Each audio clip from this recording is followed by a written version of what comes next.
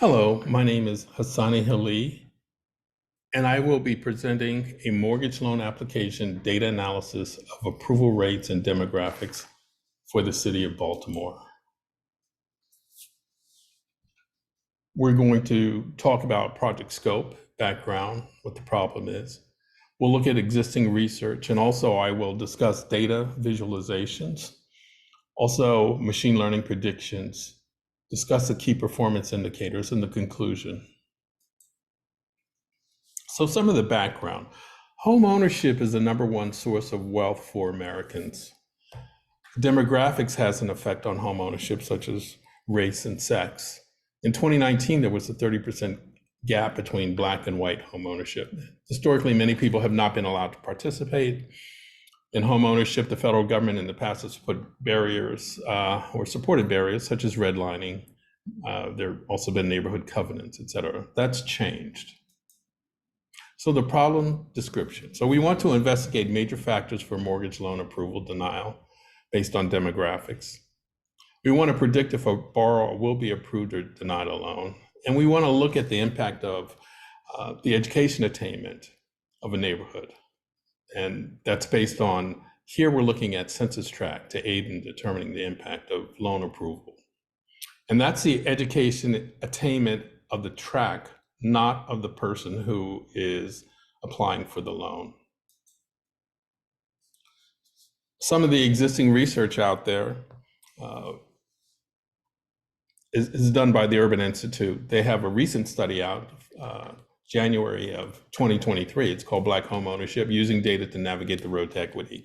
And they're the ones who actually published that in 2019, there was 30% home ownership gap between Black and whites. They also looked at drivers of new home ownership, and they looked at some denial rates. If you look at the table below, it's one of the charts that they have in their study, and the ACS is the American Community Survey, which is it's provided by the Census Bureau, and they show the difference of home ownership between 2019 and 2021. And you can see for Black, it's 2.0, for white, it's 1.2. However, there's a big gap, 30% gap between the two still. So what are we trying to answer? Some of the answers we want are, is the mortgage application denial rate unacceptably high? Why are applicants being denied?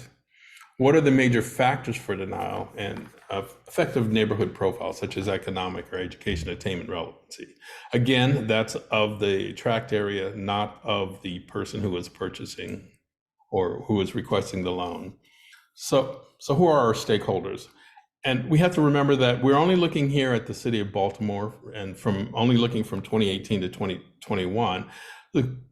Some stakeholders are government agencies, such as the Consumer Financial Protection Bureau, Freddie Mac, Fannie Mae, of course, the city of Baltimore, financial institutions such as Wells Fargo and Chase, civic organizations such as the Urban Institute, NAACP, and finally, customers themselves.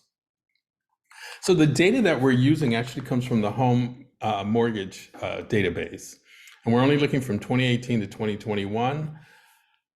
All financial institutions that do receive government aid or government support must report into this database for every applicant the requested loan amount, their income, the debt to earning rate, the type of loan they're requesting, the action taken, approve or denial, and reason for denial. And that's only a few of the variables that are in the data set. There are 115,000 rows of data and 101 columns, and that's been reduced significantly down to 24, and we'll talk about that. So one of the concerns that I had is that the volume of not reported demographic data. There are, for variables such as race, where race is not available is a valid value. However, it doesn't give us a lot of information. It doesn't give us any information on the race of the person, and same for sex. It may say sex is not reported.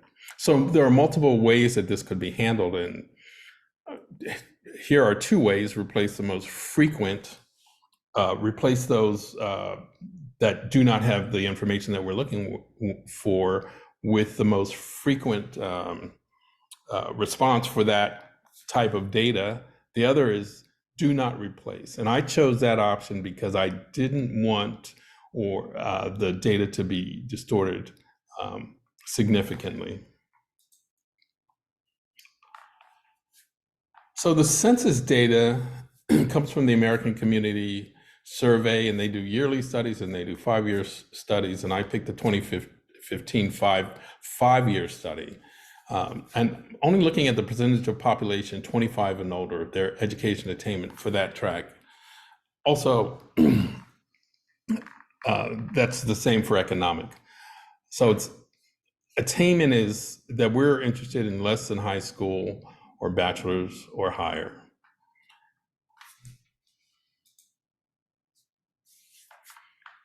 Here's a representation of the data, and the tool that we're using to join this data or take these various data sets into a union. We're using Tableau Data Prep and also Tableau Desktop. So as you can see on the left-hand side, there are actually 4 data sets for each year that come out of the HDMA database, and those are union together. And as we go across, we can see that on the far right is the census tract data from 2018 to 2021. And that data is joined. It's actually a left join on the census tract. This is a representation that comes out of the Tableau Data Prep. And going here again from left to right, you can see how we how we do a union of the data. And on the far right, we join the census data with the union data and generate our report. So some of the visualizations that we got from the data, and this comes from Tableau, at the top, denial of action by race, if you look top right, and you can see that major factor is financials. Of course, it's a loan credit history, things like debt to income ratio. And also down below is denial action by sex. And we're looking at the same kinds of parameters. We're looking at the credit history and we're looking at the debt to income ratio. And you can see by the color coding or the legend on the right side is the black versus is the yellow, and the dark or the red maroon color is white. So you can see definitely that for African Americans, for women, they have a much harder mountain to climb as far as credit history goes and debt to income ratio. On the left chart, I added that chart because it was a quick visualization that shows the difference in the volume of money that is given to or distributed to whites versus black, and we don't really take into account here the number of people, but we're looking at the volume or the magnitude of money, the difference from that money that's given to whites versus all other classes of people. This chart shows the approval and denial rate, and for the legend, blue is approved and orange is denied. And you can see the red arrow, double-headed arrow here, shows you the magnitude of difference. And for Black Americans and whites, the volume is much different, or the magnitude is much different. Looking down below, for sex, it's pretty much the same. And between female and male, if you look at the first 3 boxes below, you'll see joint, which is male and female, and that they cancel each other out. Also, again, as we're saying, is that on both of these charts where we show sex is not available and race is not available, they are data that we just left as is, and we did not impute those. So for predictions, we built models using supervisory machine learning models. specifically classification models. And those are models that, in our case, they're binary outputs. You could have multiple outputs, but for our case here, they're binary outputs. Either the mortgage was approved or the mortgage was denied. The three methods that we're using here are logistical regression, ensemble, and an ensemble model is multiple individual models that are strung together to yield a model, and random forest, which is multiple trees are built and then the outputs are combined. So the tool that we're using SAS Enterprise Miner. It is a visual tool that is highly parameterized. The approach that we're taking is we're selecting relevant features. We're doing additional imputation and transformation. And again, we're using SAS to do additional imputation that was not done, or that we needed to do for building the models that was not done with the Tableau tool.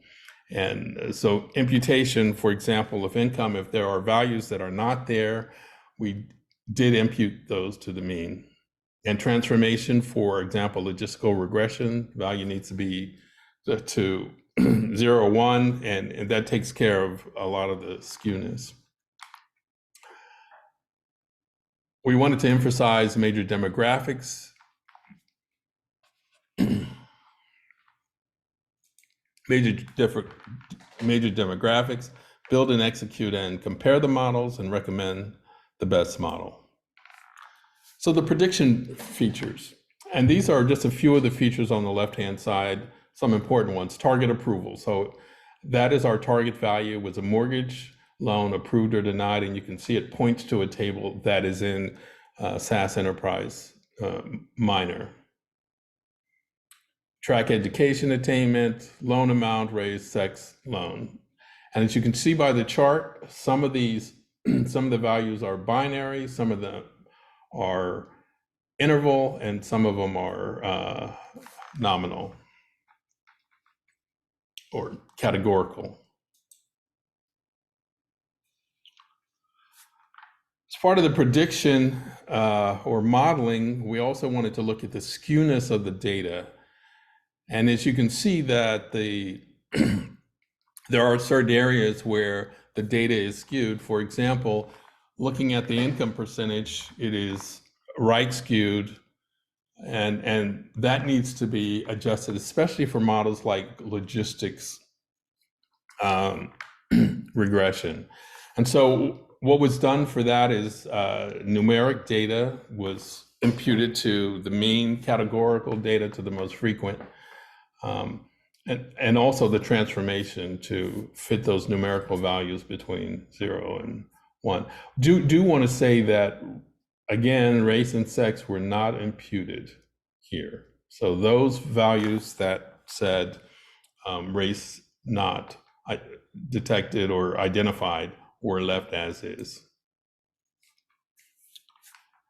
And we use the SAS Enterprise Miner to impute and to do the transformation. So here are the models that we built.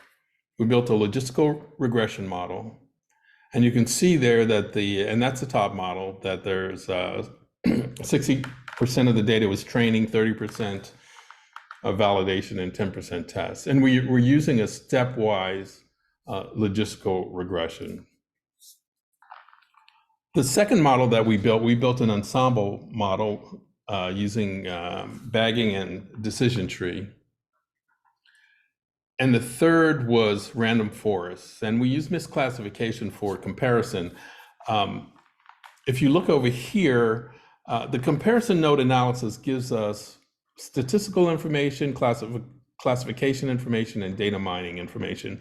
And what I'm actually going to be looking at is the classification data. So the comparison is done in SAS by this comparison node. And some of the results of our prediction. All model results were very close in performance. So the accuracy and precision were the same within plus minus 2%. Finance was a major factor in loan approval.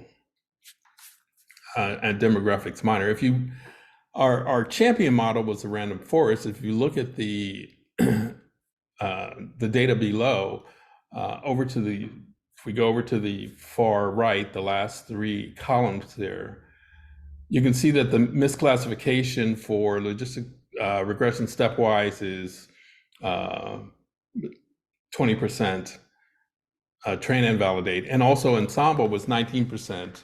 When you get to HP4, it's 17 and 18%. It's not that far off from each other. Also, the accuracy, 80, 81%, as I said, is plus or minus 2%. But the accuracy and precision for the HP4 is better than, very slightly better than the others. So the SAS Enterprise Miner tool and myself, by looking at the data and looking at the misclassification rates, et cetera, and the data that we have here have determined that the HP4 was the best model. So prediction results. So the ROC, the receiver operating characteristics of the curve, the x-axis shows the true positive. The y-axis shows the true positive rate, and the false positive rate, which is 1 minus the specificity. Points on the upper right proximity show low cutoff probability, and on the lower right shows high probability. And cutoff is the point at which the determination is made if the loan is approved or not. And the line the diagonal line shows an probability for all the predicting, the same probability for predicting approval or denial for the application, essentially where the true positive equals the false positive rate. So regarding our champion, that's the red line. That is the random, it's also the HP4 on the chart. And what we're looking for here is, we want to see that as concave as possible to get the maximum curvature, which is the area under the ROC curve, which for our case is 0.83.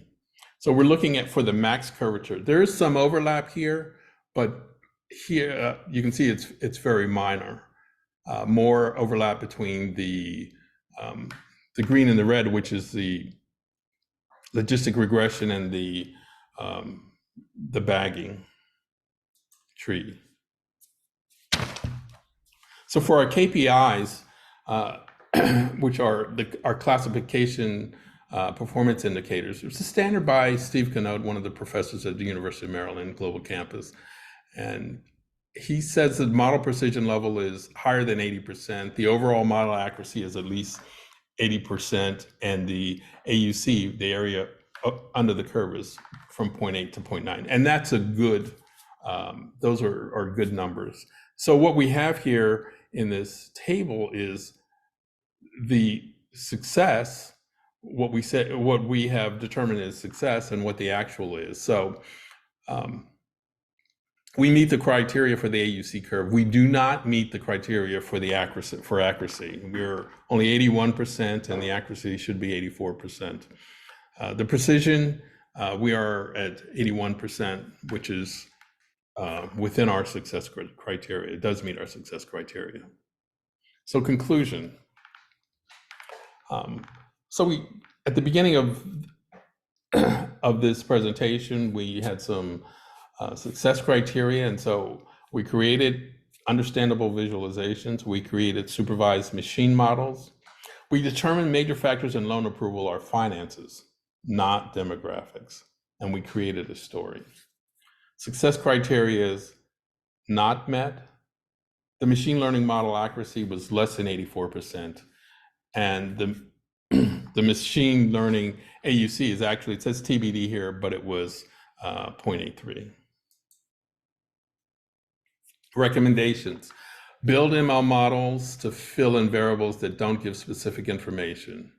So for example, where it says sex equals sex not available, build a model to populate those missing variables. Expand the period of data capture from 4 to 10 years. It gives more time to actually see a pattern. Expand data set beyond Baltimore City. A wider trend should be visible. For Baltimore City is a single entity, but a higher level stakeholder would definitely want to see more data. So kind of from one of the things that I want to leave you with is that the government should concentrate on having buyers improve their credit history and debt to income ratio. That ends our presentation for today. Thank you.